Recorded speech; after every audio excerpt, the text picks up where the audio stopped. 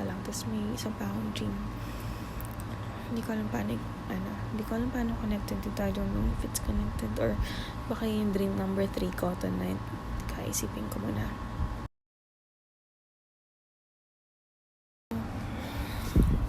Parang zombie apocalypse daw.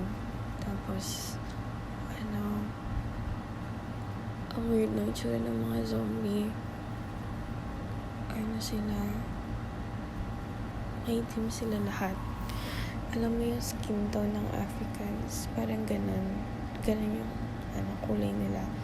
Pero alam mo na hindi naman sila Africans kasi like yung iba blonde yung hair, tapos yung iba kilala mong Asian talaga, yung iba kilala mong American, ganun. Ayun, anyway, tapos ang setting parang, I don't know kung ba't ko alam, pero ang setting nasa university ako. Tapos yung ambience niya, parang mag-garden, ganun. Tapos white walls, ganyan. Tapos medyo geometric yung shapes ng mga structures. Tapos, parang siyang medyo parang ambience ng UP Town Center, ganun.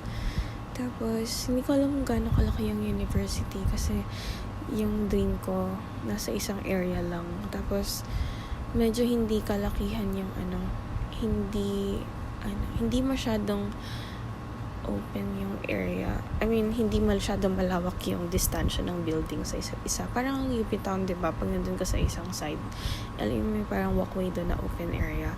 Parang ang iksi lang naman ang distance ang papunta dun sa kabilang rows ng mga kainan or mga shops, parang ganun. So, basta medyo maliit lang yung area, ganun. Ayun, tapos ang dami daw zombies nun. Tapos ang weird kasi yung zombies, parang sila, parang peaceful sila parang di nga sila nangangain, para lang silang sleepwalking, ganun. Parang wala sila sa vision na naglalakad. Tapos, ang weird lang kasi, dun sa start ng dream ko, hindi ko alam kung ganun lang talaga yung zombies. Pero basta dun sa dream ko, dun sa part na yun, ganun sila. Tapos, naglalakad sila single file. Pero hindi sila, hindi sila isang linya lang. Basta para silang mga langgam na may iba-ibang mga paths. Naglalakad pala sila papunta sa isang direction, pero hindi naman siya isang linya lang. Isang pila lang, ganun. Like, dito, may pila dito, dyan sa kabila, may pila dyan sa kabila. Tapos, lahat sila papunta dun sa isang direction, ganun. Tapos, dun sa dream ko, parang ingat na ingat ako kumilos kasi feeling ko, baka yun yung makakos nung pag-wild nila, pagkain nila, paghabol nila, ganun. Pero, so far dun sa dream ko, peaceful lang sila. Tapos, hindi ko alam kung bakit ako nag-iingat. Hindi ko alam kung bakit alam ko na kailangan mag-ingat. Tsaka dahan-dahan kumilos. Hindi ko alam. Basta alam ko lang dun sa dream ko. Tapos, naka-car pala ako. Sedan ako na color red. Tapos, I think, nagda-drive ako. Tapos yung pila kasi nila, hindi malaki yung agwat. Ganun. Tapos, sorry ang gulo ko. Parang hindi pala siya single file. In general lang siguro may mga path sila na nilalakaran. Siguro alam mo yung tipong parang students kayo tapos pinag-field trip kayo tapos may maglalakad from this point to that point. So parang in general, medyo parang may pila. Pero hindi naman exactly one in front of the other. Like may naglalakad in twos, may naglalakad in threes. Pero in general, parang siyang habang pila, diba yan? So, parang ganun pala yung pila ng mga zombie. Tapos ako, nakasingit ako dun sa pila, nakasasakyan ako, diba? Hindi ang bagal-bagal ng lakad ko. Tapos, nakita ko dun sa kabilang linya, parang mas maluwag yung mga zombies dun. So, parang gusto kong maglipat dun sa isang linya. So, hindi ko alam ba't di na lang ako nagpa-diagonal tapos sumingit dun sa isang pila. Hindi ko alam bakit, todo nag-left turn talaga ako tapos pumasok sa isang, hindi ko alam kung tunnel yan. Pero basta may walls on both sides. Tapos, diretso lang. Ayun nga, kumaliwa ako, ganyan. Tapos, so, ibig sabihin, since kumaliwa ako, perpendicular na ako dun sa pila ng zombies na pinanggalingan ko, tsaka sisingitan ko, diba yun. Tapos, kaso bigla na lang kumapal yung linya.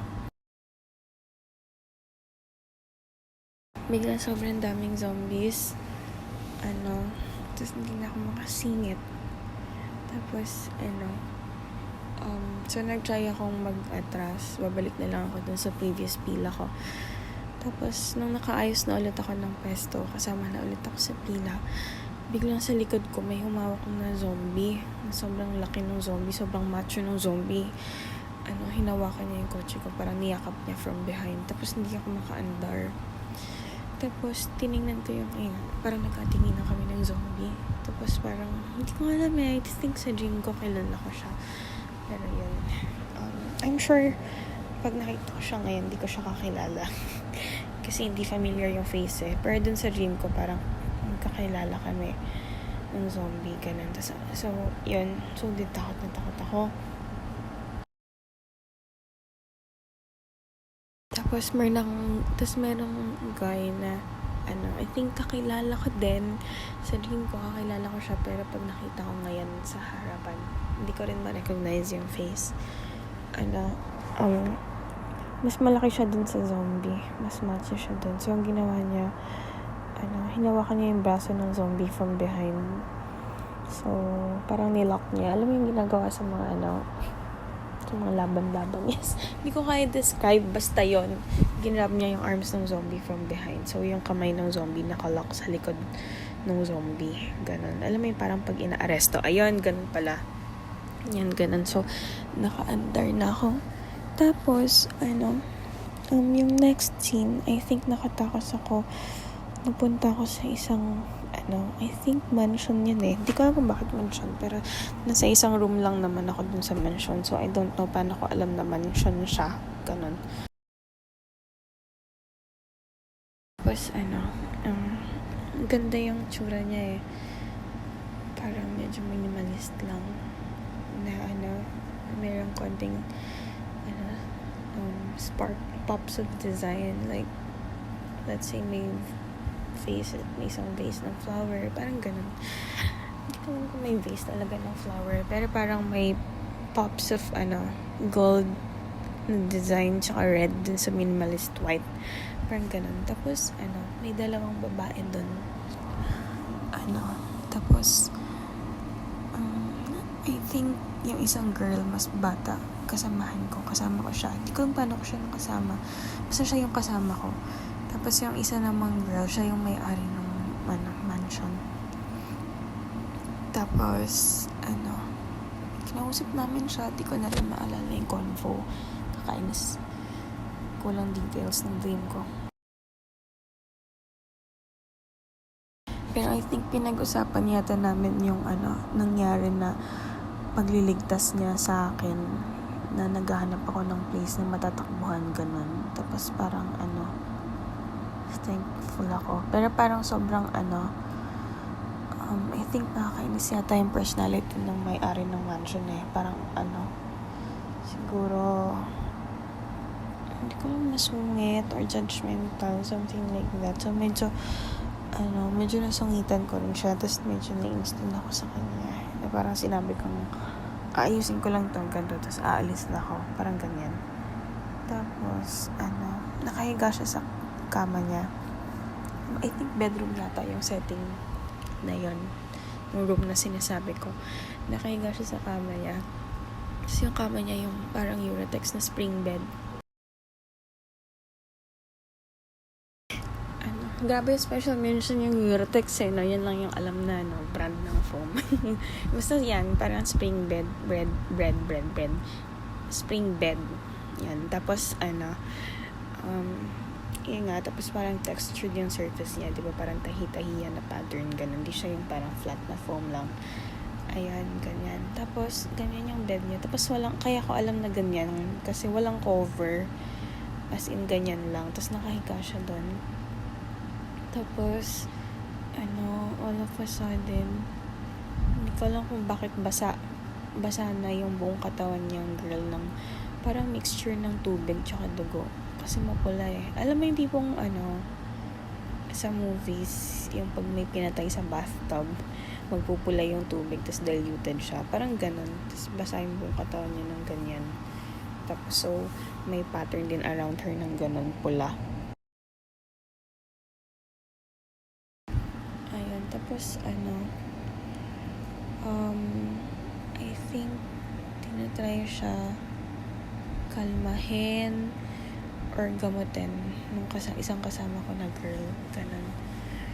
Kasi hindi ko alam kung umiiyak din ba siya or or alam mo yun, parang magiging zombie siya kasi mukha siyang na-hypnotize na ewan. Basta she looks like she entered the trance. Parang ganun. Or umiiyak siya dahil may nararamdaman siya masakit. I don't know. Kasi ganun, parang siyang ginagamot ng girl.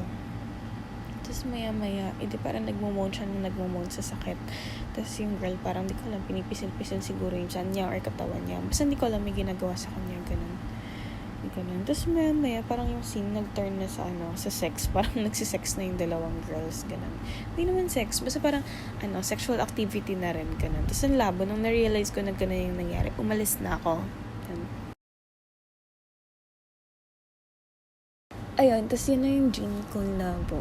Hindi ko alam, may dami pang medyo weird sa dream ko.